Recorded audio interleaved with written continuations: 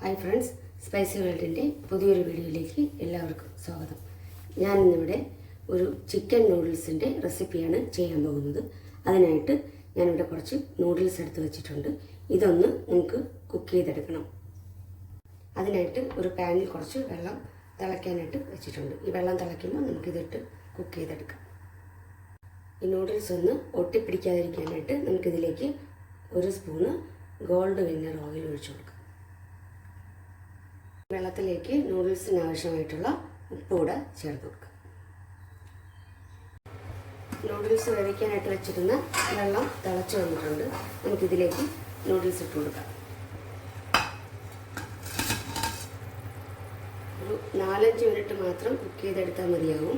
ഒരുപാടങ്ങ് കുഴഞ്ഞു പോകേണ്ട ആവശ്യമില്ല. നൂഡിൽസ് ഇവിടെ വെന്ത് വന്നിട്ടുണ്ട്. നമുക്കിതൊരു അരിപ്പയിലേക്ക് ഒഴിച്ച് ഒന്ന് വെള്ളം തോർത്തിയെടുക്കാം. നൂഡിൽസ് നമ്മളിവിടെ ഒരു അരിപ്പയിലിട്ട് വെള്ളം തോർത്താനായിട്ട് വെച്ചിട്ടുണ്ട്.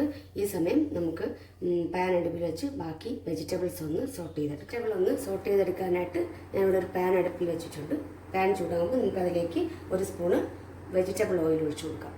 പാൻ ചൂടായിട്ടുണ്ട്, അതിലേക്ക് നമുക്ക് ഓയിൽ ഒഴിച്ചു കൊടുക്കാം. ഓയിൽ ചൂടായിട്ടുണ്ട്, അതിലേക്ക് നമുക്ക് കുറച്ച് വെളുത്തുള്ളി ചോപ്പ് ചെയ്തിട്ട് ഇതിലേക്ക് നമുക്ക് ക്യാരറ്റ് നീളത്തിൽ അരിഞ്ഞ് വെച്ചിരിക്കുന്നത് ഇട്ട് കൊടുക്കാം. ചൈനീസ് ഡിഷസ് ചെയ്യുമ്പോൾ നമ്മളെപ്പോഴും ഹൈ ഫ്ലെയിമിൽ വെച്ച് സ്പീഡായിട്ട് തന്നെ ചെയ്തെടുക്കണം. ഇതിൻ്റെ കൂടെ തന്നെ നമുക്ക് ക്യാപ്സിക്കവും ചേർത്ത് കൊടുക്കാം.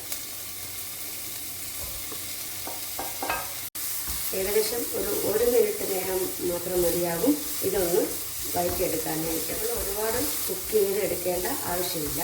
വളരെ കുറച്ച് മാത്രം വഴറ്റിയെടുക്കാൻ മതിയാകും. ഇത് എപ്പോഴും ഹൈ ഫ്ലെയിമിൽ വെച്ച് തന്നെ നമ്മൾ ചെയ്തെടുക്കണം. ഞാനിവിടെ കുരുമുളകും ഉപ്പും ഇട്ട് ചിക്കൻ ഒന്ന് വേവിച്ച് വെച്ചിട്ടുണ്ട്. അത് നമുക്ക് ഈ സമയം ഇതിലേക്ക് ഇട്ട് കൊടുക്കാം. ഇതിലേക്ക് നമുക്ക് ഒരു 1/2 സ്പൂണ് കുരുമുളക് പൊടി ചേർത്ത് കൊടുക്കാം. തീ ഒന്ന് സിമ്മിൽ വെച്ച ശേഷം നമുക്ക് വേവിച്ച് വെച്ചേക്കുന്ന നൂഡിൽസ് ഇതിലേക്ക് ചേർത്ത് കൊടുക്കാം.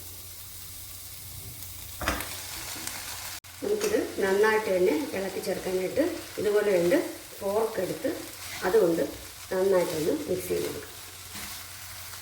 തീ ഒന്ന് സിമ്മിൽ വെച്ച ശേഷം ഇതിലേക്ക് നമുക്ക് ഒരു 1/2 സ്പൂണ് സോയാ സോസ് ഒഴിച്ച് കൊടുക്കാം.